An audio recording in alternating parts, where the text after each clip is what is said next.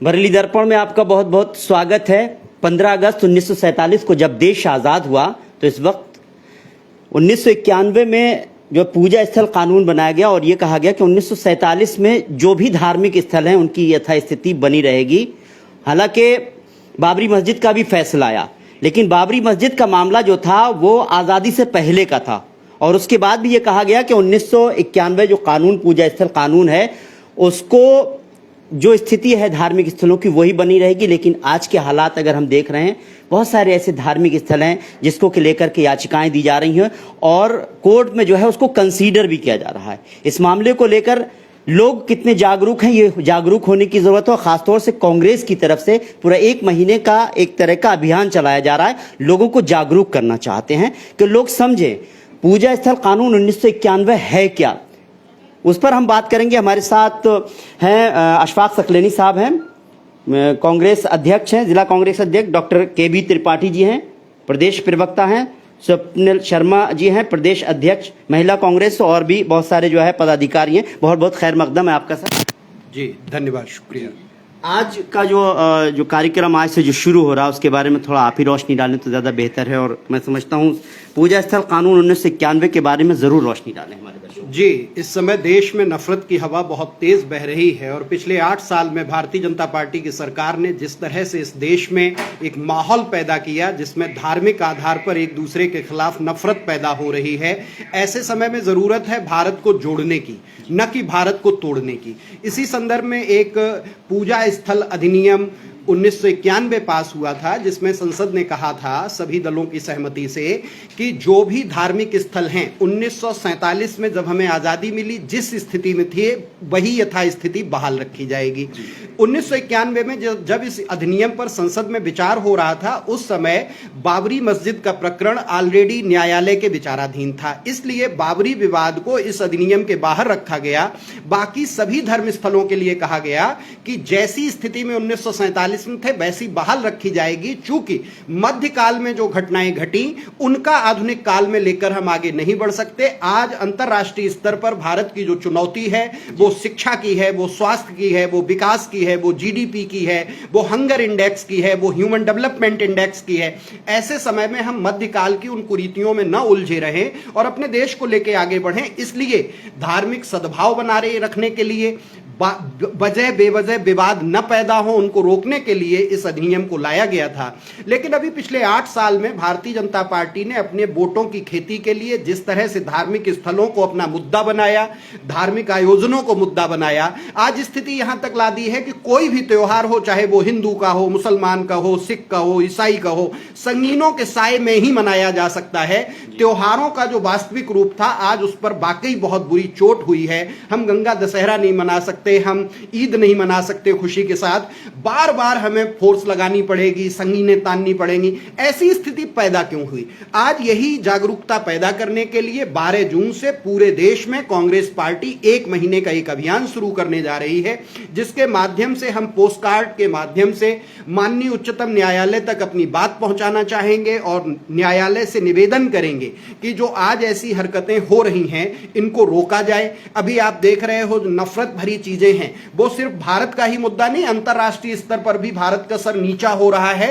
Bharatiya Janata party के कुकर्मों की सजा भारत की सरकार को भोगनी पड़ रही है। भारत की सरकार में कांग्रेस जनों की पूरी आस्था है। हम संविधान को मानने वाले लोग हैं, हम लोकतंत्र की पैरोकारी करने वाले लोग हैं। लेकिन आज जिस तरह की स्थिति बन गई है इस स्थिति को कैसे रोका जाए, इसी के अभियान में आगे हम 2 अक्टूबर से एक भारत जोड़ो यात्रा भी शुरू करेंगे जो कश्मीर से शुरू करके कन्याकुमारी तक ले जाएंगे। इस नफरत को रोकने की एक ये कड़ी होगी जिसमें हम 12 जून आज देश भर में प्रेस कॉन्फ्रेंस कर रहे हैं, सभी लोगों को जागरूक कर रहे हैं और इस अभियान को आगे लेकर चलेंगे। चलिए, और भी बहुत सारे मुद्दे हैं, बात करेंगे। हम अशफाक साहब से बात कर लेते हैं। अशफाक साहब, आज आपकी मीटिंग हुई और जिस तरह से कहा जाए 1 महीने का पूरा अभियान चलेगा, किस तरह की तैयारियां हैं? खासतौर से अगर बरेली की ही मैं बात करूँ, देखिए जिस तरीके से आज देश के अंदर जहां सुप्रीम कोर्ट की बात हो, कोर्ट जहां न्यायालय की बात हो, कहीं ना कहीं भारतीय जनता पार्टी की सरकार ठेंगा दिखाने का काम कर रही है। ठेंगा, हम लोगों की तैयारी है कि हम अपनी बात को लिखित रूप में पोस्ट कार्ड के माध्यम से 5000 पोस्ट कार्ड हम जिला बरेली से हम वितरण कर रहे हैं और उनको भेजेंगे न्यायालय को, अपनी बात रखेंगे लोकतांत्रिक तरीके से। और मकसद है हमारा कि इस देश के अंदर जो नफरत की राजनीति को बढ़ावा भारतीय जनता पार्टी न्यायालय को ठेका दिखा के कहीं ना कहीं कर रही है, उसको रोका जाए।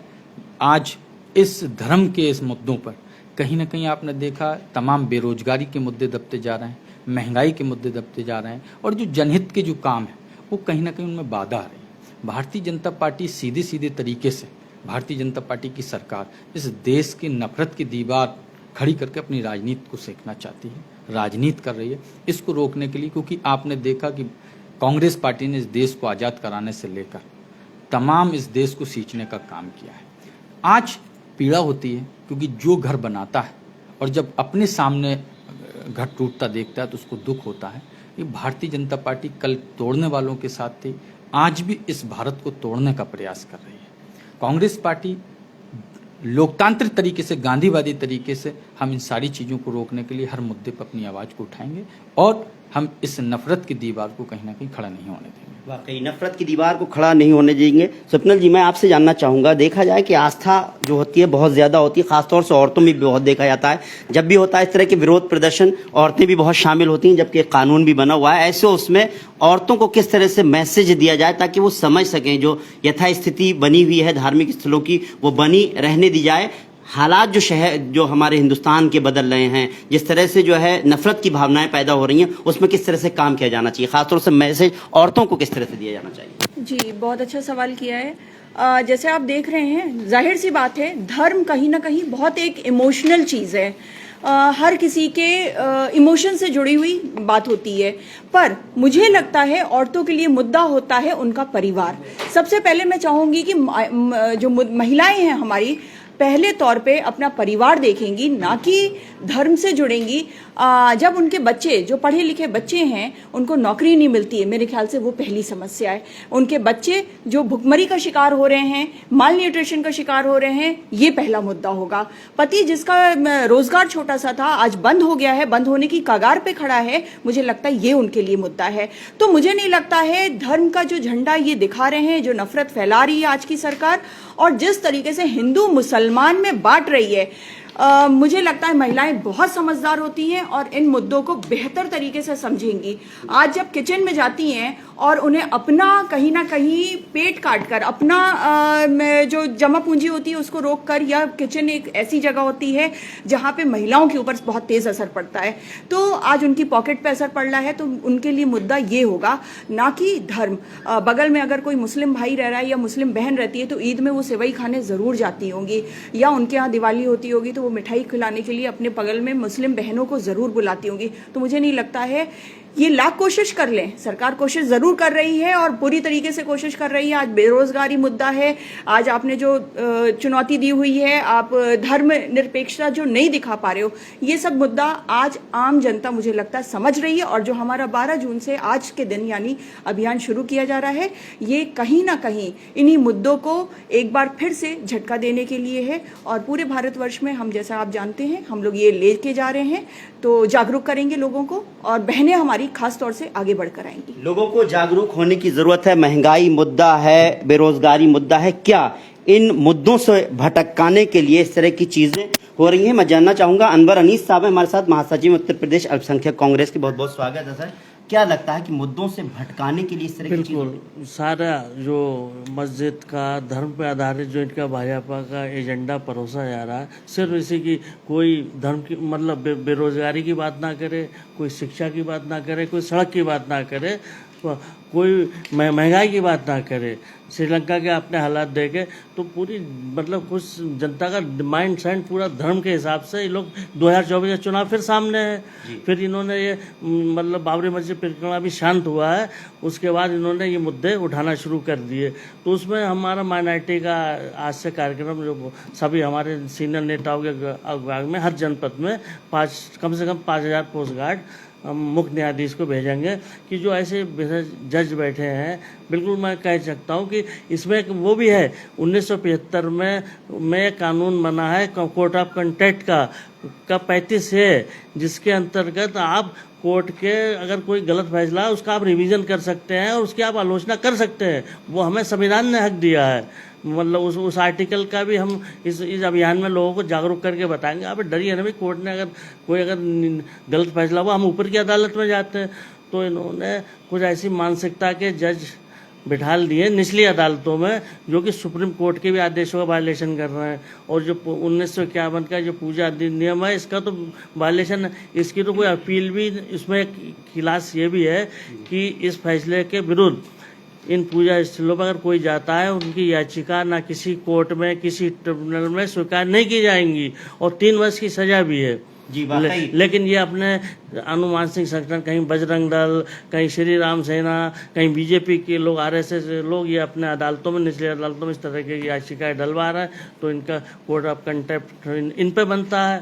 हम तो यही मांग करेंगे अपना लेटर। वाकई आप लोग मांग करेंगे। मैं केबी त्रिपाठी जी से बस आखिर में एक सवाल जरूर पूछना चाहूंगा। जब पूजा स्थल कानून 1991 आया, लागू है, तो आखिर इस तरह की याचिकाएं जो धार्मिक स्थलों को हटाने की बात हो, कहा जाए मंदिर मस्जिद बनाए गए, बहुत सारी चीजें, इसको एंटरटेन क्यों किया जा रहा है? क्या लगता है? निश्चित तौर पर यह प्रश्न बहुत विचारणीय है, लेकिन इस समय जो देश की व्यवस्था है, जहां भारतीय जनता पार्टी ने सरकार की एजेंसियों को अपनी फ्रंटल एजेंसियों की तरह बना के यूज करना शुरू किया है। आप देखेंगे कि चाहे वो ईडी हो, चाहे जो भी योजनाएं हों, जो भी एजेंसियां हों, वो काम किसके लिए कर रही हैं? भारतीय जनता पार्टी के लिए काम कर रही हैं। ऐसे समय में जब पूरी तरह से सत्ता हावी हो चुकी हो सभी लोकतांत्रिक संस्थाओं पर, तो ये समस्याएं दिखाई देने लगती हैं। लेकिन मैं यही कहूंगा, ये दौर है, ये रिवायत नहीं है हमारी, ये परंपरा नहीं है और बहुत जल्दी ये दौर समाप्त होगा। ये नफरत भी समाप्त होगी, इस तरह की हरकतें भी खत्म होंगी। उसके बाद लोग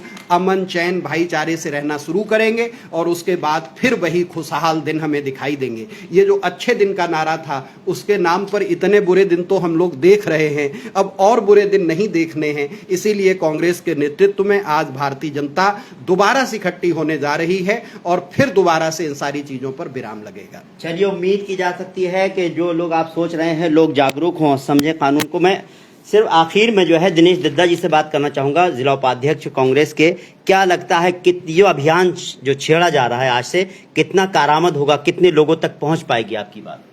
ये जो हमारा अभियान है, जिसमें जिला कांग्रेस कमेटी और हमारे जो अल्पसंख्यक विभाग का भी जो पैगाम आया है, आज हमारे बीच में हमारे अतिथि के रूप में अनवर साहब आए हुए हैं, तो ये सब को लेकर पूरे जिले में हम ये पोस्ट कार्ड अभियान को करेंगे, जिसमें 5000 से अधिक पोस्ट कार्ड भेजने का जो लक्ष्य है हमारे सभी फ्रंटल संगठनों की ओर से, उसको हम लोग बाखूबी निभाएंगे और देहात में, शहर में, हर जगह हम लोग उपलब्ध होकर और लोगों को इस चीज़ से रूबरू कराएंगे और उस पोस्ट कार्ड अभियान में उन्हें शामिल करने के लिए उनको आगे बढ़ाएंगे। वाकई उम्मीद की जानी चाहिए जो आप अभियान छेड़ रहे हैं उसमें कामयाबी मिले, लोग जागरूक हों, लोग समझ सकें कि धार्मिक जिस तरह की भावनाएं होती हैं, सभी की होती हैं, सबके धार्मिक स्थल होते हैं, लेकिन इस तरह के हालात पैदा ना किए जाएं ताकि जो है दोनों धर्मों के बीच या किसी भी धर्म के बीच खाई बढ़ाई जाए, बल्कि उसको पाटे जाने की कोशिश की जानी चाहिए। लेकिन जिस तरह के हालात बन रहे हैं उससे तो खाई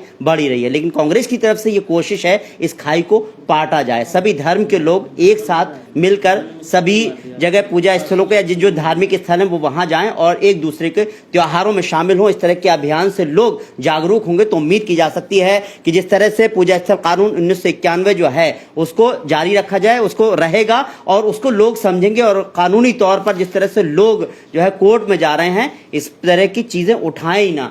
तो दोस्तों, आपको हमारा प्रोग्राम कैसा लगा कमेंट करें, साथ ही हमारे चैनल को लाइक और सब्सक्राइब करना ना भूलें। हालांकि कुछ तो हमको इजाजत दीजिए।